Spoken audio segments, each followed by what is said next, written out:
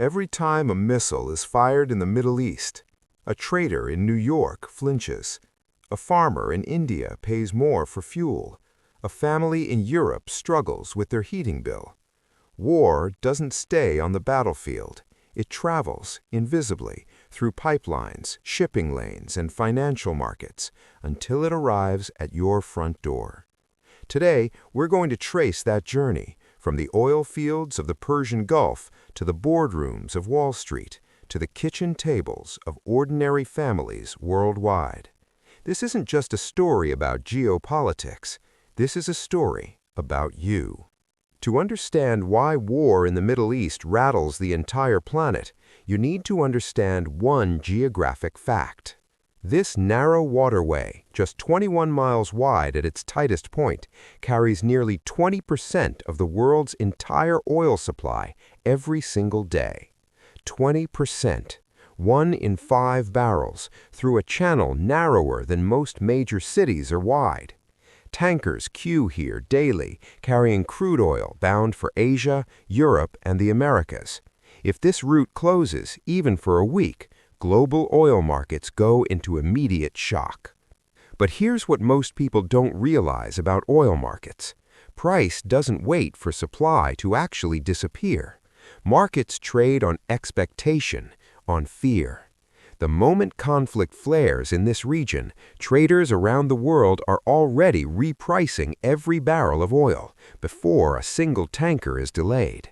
That's the terrifying power of geography. That's why what happens in Gaza, Tehran, or the Gulf of Oman matters in Houston, London, and Tokyo within hours. Let's walk through exactly what happens to oil prices when conflict escalates. It moves in 4 waves. Wave 1, the fear premium. Within hours of a major escalation, oil futures markets add what traders call a risk premium. This is pure psychology, the market pricing in what might happen, not what has. Wave 2, insurance and shipping costs. Tanker operators reroute away from conflict zones. Those that continue demand higher insurance premiums. Longer routes mean more fuel burned, more time, more cost. Every dollar added to logistics eventually shows up at the pump. Wave 3, production uncertainty. If conflict threatens oil-producing nations or their infrastructure, refineries, pipelines, or ports, actual supply begins to tighten. Supply contracts, price rises further. Wave 4, speculation amplifies everything. Commodity traders, hedge funds, and algorithmic systems pile in, betting prices will keep climbing. Their bets become the reality they're predicting. In recent conflict escalations, we've seen oil move from around $70 to over $110 per barrel within weeks. Some energy analysts warn, if a major regional war fully disrupts Gulf shipping, prices could exceed $150 per barrel. For context, at $150 oil, filling your car costs roughly double what it does today. And that's just the beginning of the economic chain reaction. We're energy independent now, some Americans say. Middle East conflicts aren't our problem. This is one of the most persistent and dangerous economic myths of our time. Here's why it's wrong. Oil is a global commodity. It trades on world markets. American oil producers sell at world prices. When global prices rise, U.S. prices rise. It doesn't matter where the oil was drilled. So what does that mean for the U.S. economy? First, the fuel tax nobody voted for. Higher oil means higher gasoline. For the average American family driving roughly 15,000 miles a year, a $1 per gallon increase costs roughly $750 to $1,000 extra annually, money that was going to restaurants, clothing, and savings.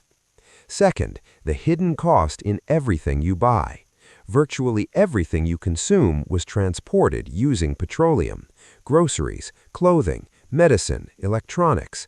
When fuel costs rise, so does the cost of moving goods, and those costs are passed to consumers.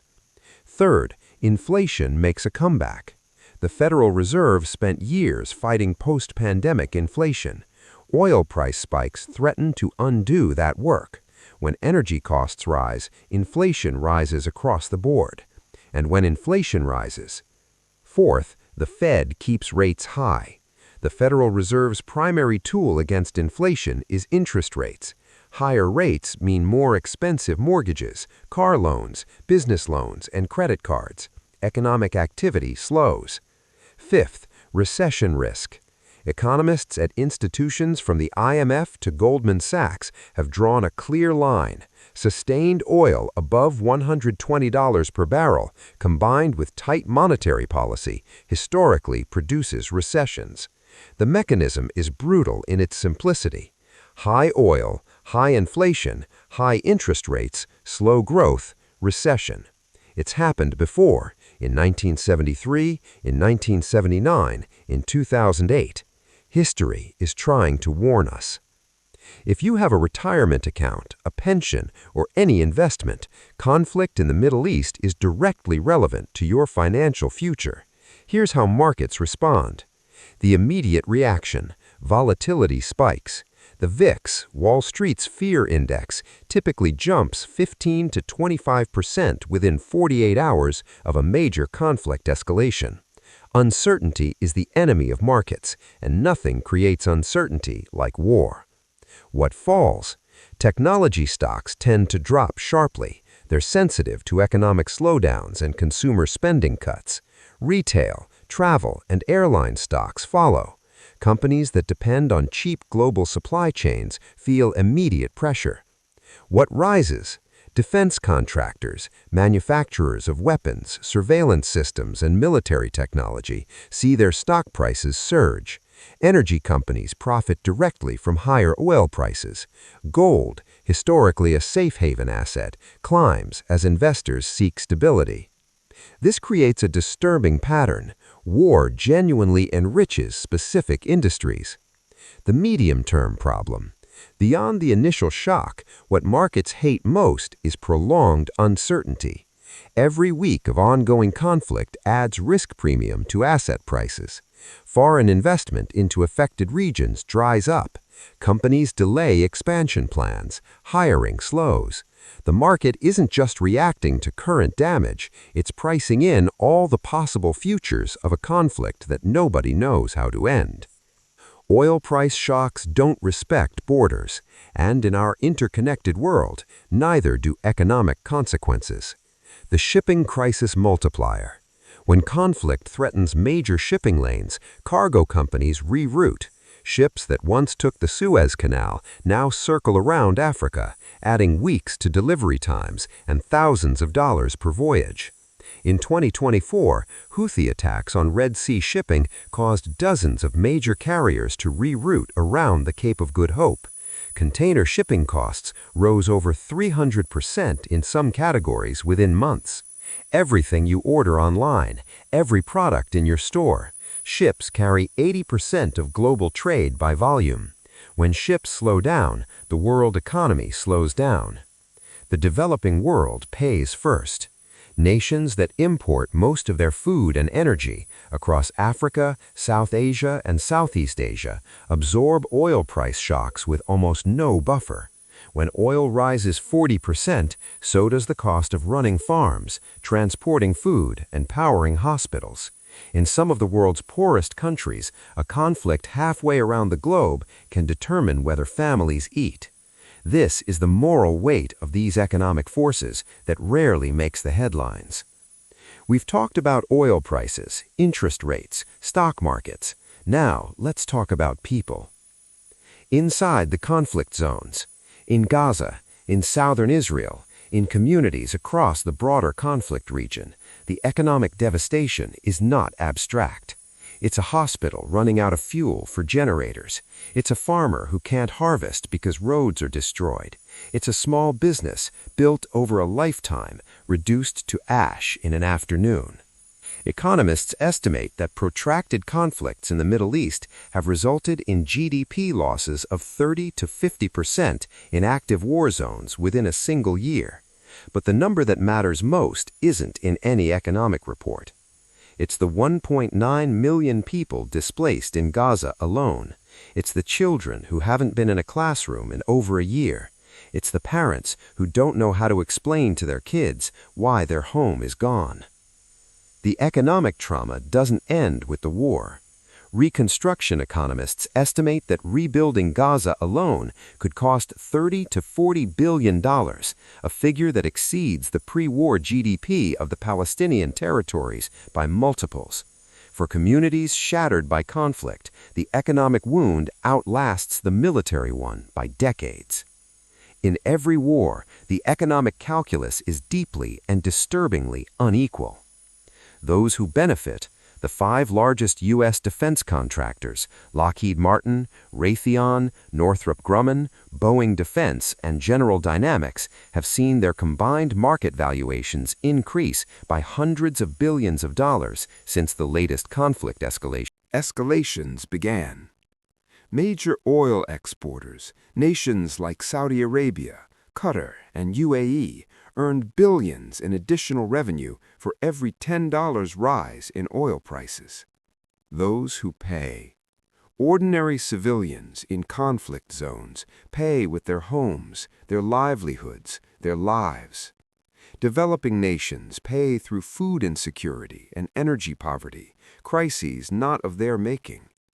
Middle-class families in wealthy nations pay through inflation that erodes purchasing power while wages stagnate. The uncomfortable truth at the heart of every modern conflict: some people profit from war precisely because others suffer from it. So what comes next? Economists and geopolitical analysts have mapped 2 primary scenarios, and the difference between them is measured in trillions of dollars.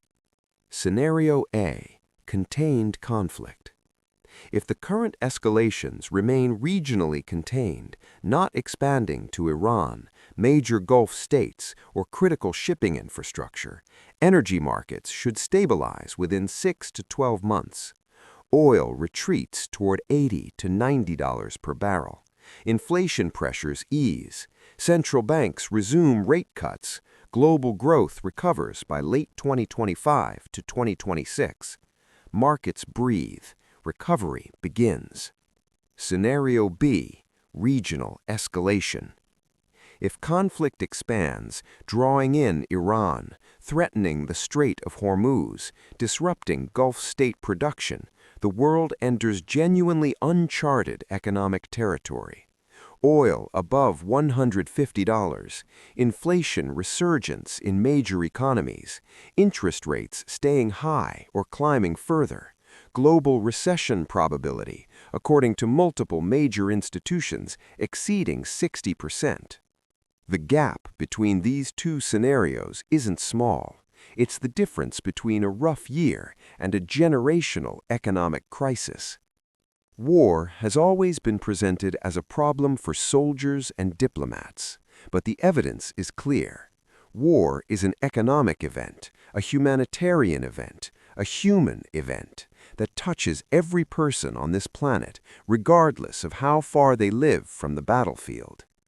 The next time you see an oil price headline, the next time your grocery bill surprises you, the next time a market report talks about geopolitical uncertainty, remember what those words are masking: real places, real people, real consequences. We live in a world so deeply connected that no conflict stays contained and no suffering stays distant. The question worth asking, as citizens, as voters, as human beings, is not just what is happening, but what are we willing to do about it? Fade to black. Final card.